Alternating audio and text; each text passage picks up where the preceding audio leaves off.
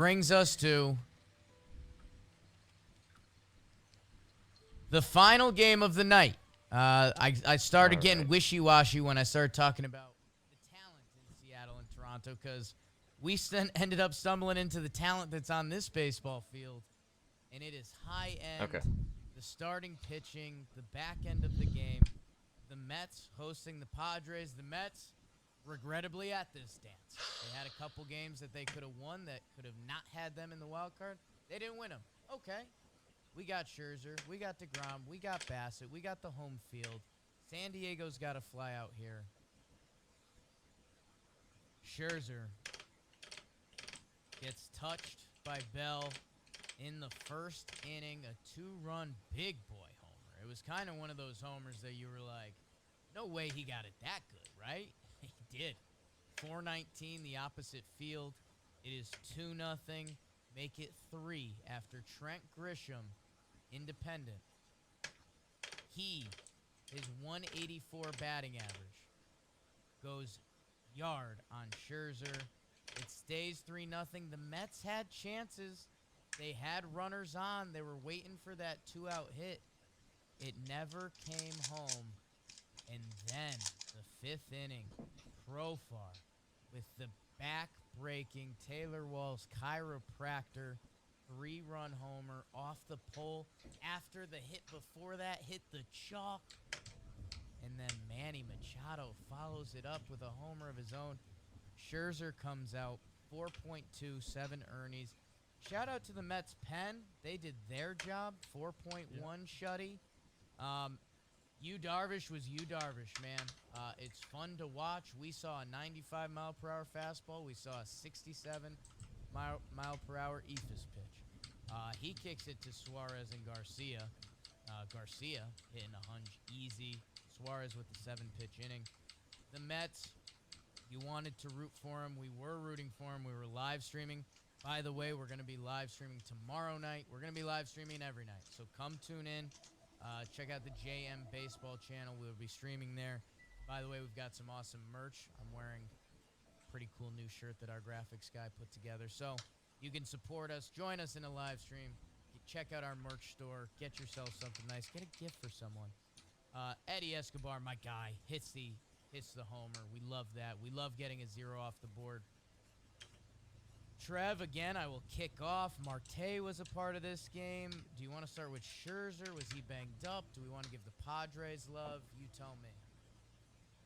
You got to give the Padres love. I want to give a few shout-outs before I dive into this. Peter Moylan with the Instagram story of the week. He posted a pic of himself playing golf, and he said, #wildcard. And that is rubbing salt in the Mets fans' wound because he's got no care in the world this weekend. He's going to go play golf. He doesn't have to watch these games. Who cares? That's tough. Mets could have been there. It didn't happen. And then I had a buddy who texted me before the game, and he said, hey, I think I'm taking a Josh Bell homer here at plus 750. What do you think? I said, I don't know, bro. Maybe. Sure as shit, man. Hits the homer, and that's the name of the game. It's these homers. Scherzer wasn't as sharp as he needed to be, made some mistakes with the fastball, but you do have to give credit to the Padres hitters putting the bat on the ball. We talked about how the guys the Padres have slated to start, Darvish, Snell, Musgrove, they've been coming in hot, and then Scherzer, he was good, then he gets hurt, comes back, looks good. Struggles, I think, in his last outing. I don't know, man. This was tough to watch. It was tough to watch because once you have that 5th inning, 3-0 is a big lead, but then you go up 7-0, and the life is out of the stadium. I know Escobar hits the homer, whatever. Was he wearing Bengal cleats?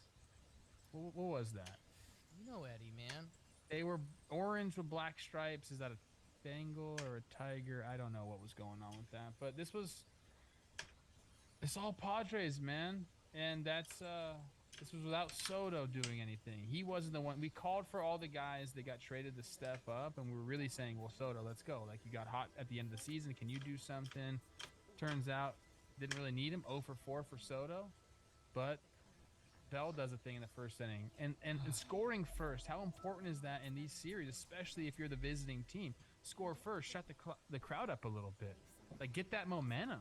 It really means something in these short series because it just puts so much pressure on the other team. And I know it's one game and you got to win two, but that is what you talk about pregame. Hey, let's go score first. Let's go do that. And then you got Darvish on the hill.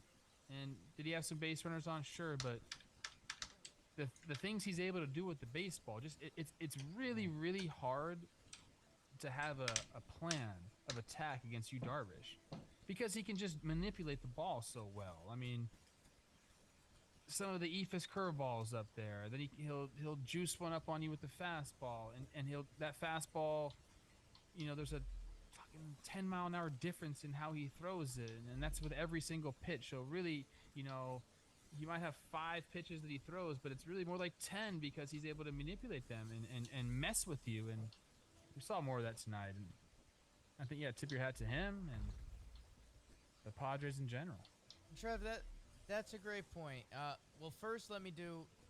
I love the punch back. By the way, I said 5 pitches, like that was nothing because that's Yu Darvish. I think he might even have 6 pitches that he registers. So yeah, on any given day, I think there is something like he's thrown 9 or 10 different types of pitches this year. The punch back inning, I mentioned it with Cleveland, and the Mets in the first inning. Lindor hit by pitch, swipe second. McNeil single, first and third. Alonso and Vogie, gave it a little more of a ride than people thought. The ball was carrying to right field. How different is this game if 1 or 2 or 3 of those runs get pushed across? And piggybacking off of where you are, because we streamed this game, me, Joes, and Jolly, thanks to everyone that was with us, we were kind of saying in the 8th and 9th inning, like, it felt like Darvish was hittable today. But when you put it in the equation like you just did, a normal pitcher has 3 pitches. So say their fastball slider change. When you see that ball start to break in and it's their slider and they leave it over the middle of the dish, guess what? Tea time, right? For Darvish, like you're saying with that game plan, there was a couple pitches that looked kind of middle, center cut. You know, Alonso took a cutter in the first inning, his second pitch that was kind of right there. A couple other at-bats in this game that he got pop-ups out of. With those array of pitches, it makes it harder to line it up even when he makes a mistake because you don't know what pitch is coming. So that's a credit to you, Darvish. And again, I've been trying to tell you people all year, he seemingly gets forgotten in the book of baseball a little bit, but like a historic career. Like, the fact he's still doing it at age 36 and is dominant and he's got this silly online presence, like, he's a special guy. Profar, his big season all year for the Padres, comes up on the big stage. Josh Bell, him and Trent Grisham, it felt like every time they were up, they hit a ball to the warning track or out of the park. Okay. I don't know. Do you think Scherzer's hurt? I know you covered that briefly, but Moylan and Blevins basically alluded to it. He had the oblique thing, but he came back and was lights out for his first start back. And it could be a thing where it's lingering and he's not nursing it, but protecting it, I think is the word I'm looking for. And if you're doing that and you don't have the conviction, the pitchers will use that word a lot. Sometimes I'm like, what the fuck are you talking about? But I get it. If it's like you have to finish off your pitches and you have to be really like, you just have to have conviction. That is the right word for it. You have to have that. And maybe Manx didn't have that tonight. Padres relying on the long ball is strange. They're bottom third in the league in that category. But I guess that's how it goes some games. I don't expect that to keep up for them in the postseason. You got it off Scherzer. Now you got DeGrom tomorrow. Can you do that? Is he going to be on a short leash? Like, is it all hands on deck? Is everyone with the Mets available? Is Bassett? Does he have the cleats on too tomorrow? Like, what are we doing if you're the Mets? I think you have to just have everybody. It's obviously a must-win game. But, like, are we going to do any piggyback situation? Short leash, long leash? What are we doing, man? I would say no Bassett. I know you got to play to win the game, but I don't think Bassett, because you didn't use Edwin Diaz. So, you know, in playoff formats, can Edwin give you 2? I think absolutely. You didn't use Ottavino, who can be a high leverage guy. Seth Lugo came out, and that's the win from this game. Like, the Mets bullpen did their job. David Peterson, a dominant little outing from there. So I think you tell everyone that it's not Bassett that we got to get it tomorrow. And Trev, I mean, maybe this whole conversation's for naught, because the guy who's supposed to be the best pitcher in the world, if you polled society, this man would be the #1 guy mentioned as the best pitcher in the world right now. Jacob deGrom is on the bump. And hey, Padre fans, you probably don't want to hear this. I mean, I hope we get a legendary performance, because it's how good this guy is. I mean, it's an unfair ask to ask anyone to give a legendary performance, especially, you know, he's still working his way up to be like full Jacob deGrom. But at Citi Field, season on the line, Scherzer was clearly dealing with something that, man, oh man, it's the game I'm most excited for tomorrow because of Jacob deGrom. Going back to the Scherzer possible injury, he spoke after the game. He kept saying my fastball was running on me instead of riding up. And that typically means something's going on mechanically. Whether you're compensating this way, something's off. With a guy like Scherzer, who's, you know, a workaholic and really focuses on his mechanics and making sure everything's lined up and going the right way, that's a shock to hear him say that. It makes me think, yeah, maybe he has been compensating for that oblique and things were just a little bit different, because they did get to that heater. I think Profar's was like a little cutter, but Bell's was a fastball. I think Grisham's was a fastball. And he said, I use that heater to set everything else up. If you don't have that working the way that you want it to work, then you can't set up everything else, and you're going to get bit by some of these long balls, and you did. I'm excited for tomorrow. On the other side, San Diego, who, Trev, you did pick to win this series, has Blake Snell going tomorrow. Who, Blake Snell had an incredible second half.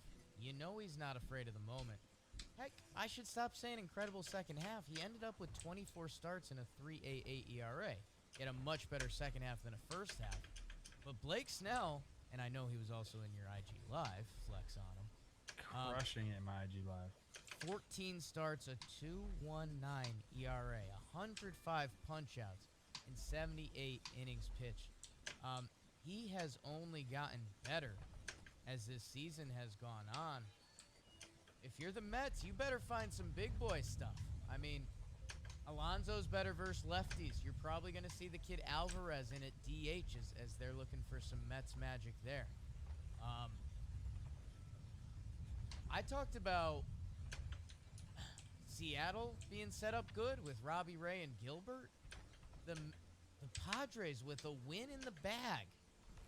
And then Snell and Musgrove to win one game. The Padres are sitting pretty, Trev. I told you, these guys have no hit type stuff. It just takes right now for the Padres to move on is one good start from guys that have been giving you good starts a lot in the second half and that have had a career of good starts. So Snell seems chill as ever, ready to go on the bump. But by no means is this series over. I know all the stats for these 3-game series. Again, how the hell do we even know? Small sample size. Will you do it to me? I don't know, man. That game 1 does mean a lot, though, doesn't it? It's what we're Feels gonna like it. It's what we're gonna find out, and that's why I had my weird ba-dump thing that you didn't understand and people shouldn't I don't understand. know what what is that? But guess what? For all these game twos, the first time that we're watching these 3-game wildcard formats, if the Rays punch back and they win, and then the pressure's on the Guardians for game 3 at home. If Toronto, they put on a show tomorrow, and then they're going to game 3, and they're building. They're going to be all sorts of juiced up. The Cardinals, like I said, they kind of thought they won a game, and then they didn't. They lost it at the end. If they come back and win, and they've got one more game to go to save their season, and the New York Metropolitans, are you kidding me? DeGrom, that place should be electric. He's got a chance to have a special performance. This game, I know Cleveland and Tampa we talked about, how the offenses could be shut down. Snell DeGrom through 7 innings? I mean, can I bet on zeros on the board through that? I think you can. First 5, they got those bets.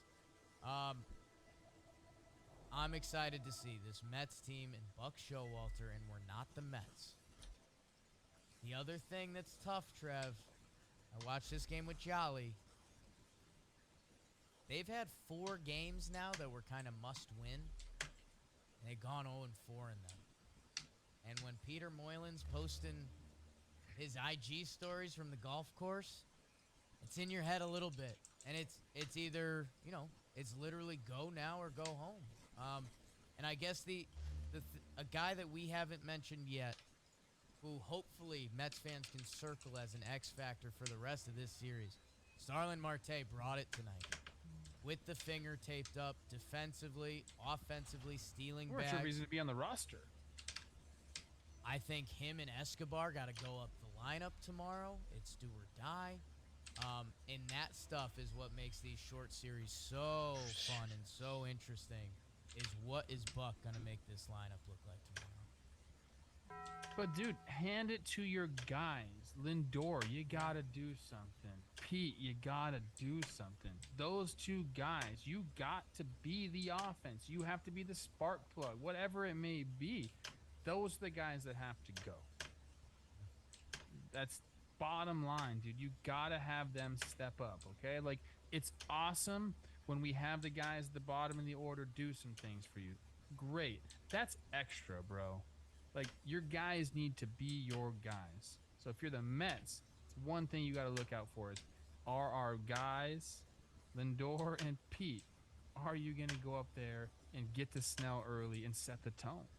That's the bottom line. If Snell goes through that lineup the first time and it's like a hot knife through butter, that stadium is going to be low again. The energy's not going to be there. And then it just becomes like the Padres series to win. Like, okay. You got to go. Okay.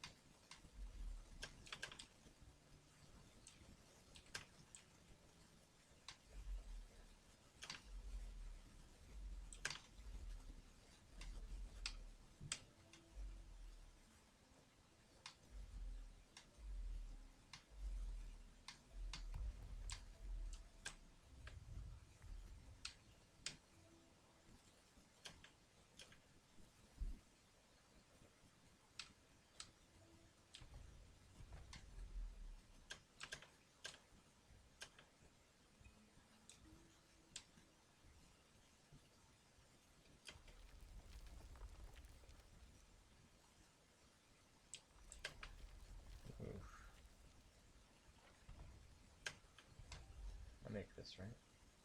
Yeah.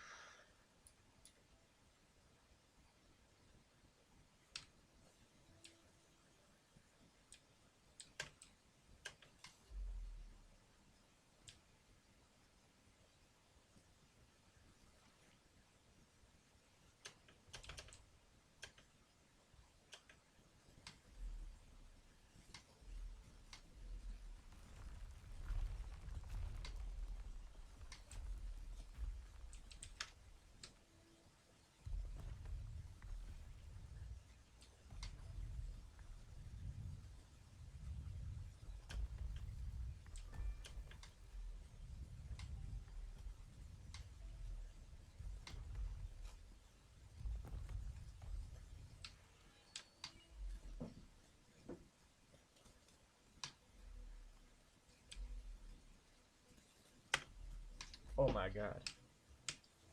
Oh my god. Is this it? Oh my god. No way. I don't know the time. I won't know the time until it's over. But holy crap. This has to be it, right? There's no way it's not. Oh my god. Please and thank you, my lord.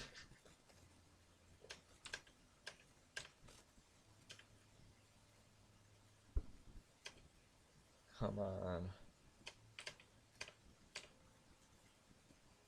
Come on.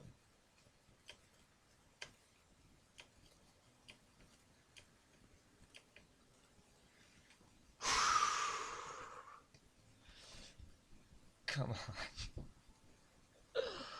Oh my god.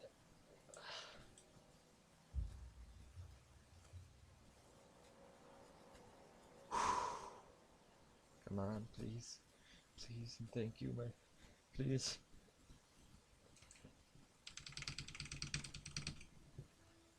Okay. That was so good. Only 2 mistakes. This has to be it. If it doesn't, I'm gonna go insane.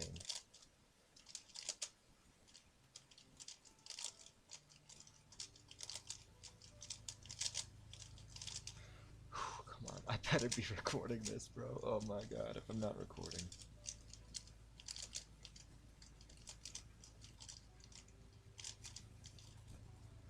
Alright.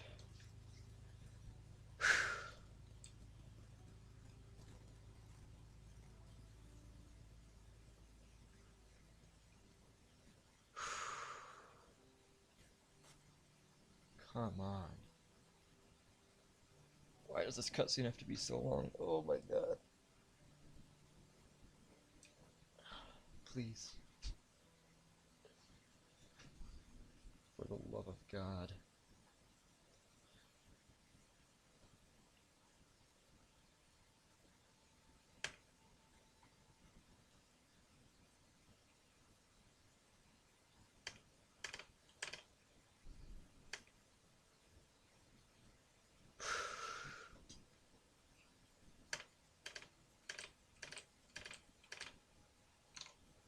Yes! Yes! Yes! Oh my god. Holy sh... Holy... Okay. Oh my god. Oh my god. Okay, I gotta check to make sure my life split didn't split early. Oh my god. Oh. Thanks for watching. My god.